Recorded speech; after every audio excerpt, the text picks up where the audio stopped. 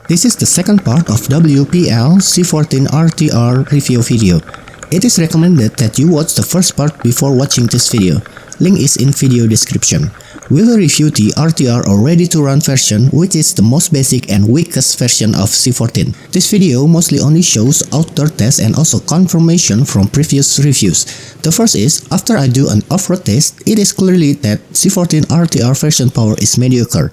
He can climb up to 30-degree angle. If it's steeper than that, we must gain momentum first before we can climb it. If you see in other video reviews of C14 can rise at 45-degree angle, it is possible if the terrain is smooth. You can see I tried to climb the banana seat with a pretty steep angle, and the car can go up easily because the surface is smooth. If you try it on road terrain, the maximum elevation that car can go through is around 30°. C14 RTR don't have brakes or lock mechanism, so the gravity will pull down the car in standby mode.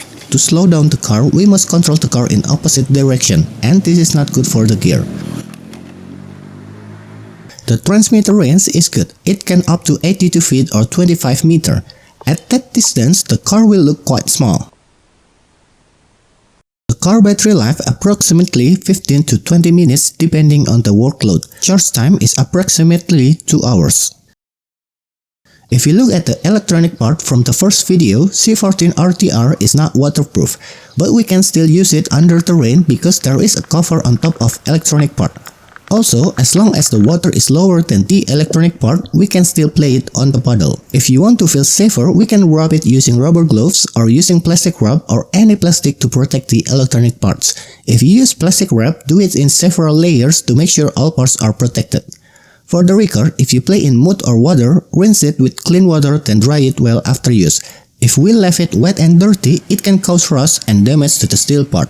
Fortunately, I don't know to call this pros or cons, but most part of C14 RTR is made by plastic, so it won't be rusting.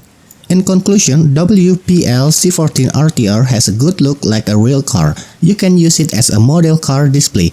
We can use it for light off-road use, but don't expect it to perform like a real crawler car. Fortunately, we can upgrade C14 really easy. For example, replace it with bigger and stronger motor or change it to proportional system with ESC, servo, and so on.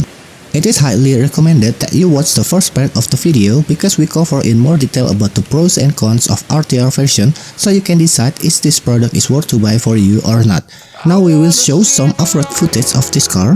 Consider to subscribe to our channel so you can find this channel again in case you need it again someday. Thanks for watching.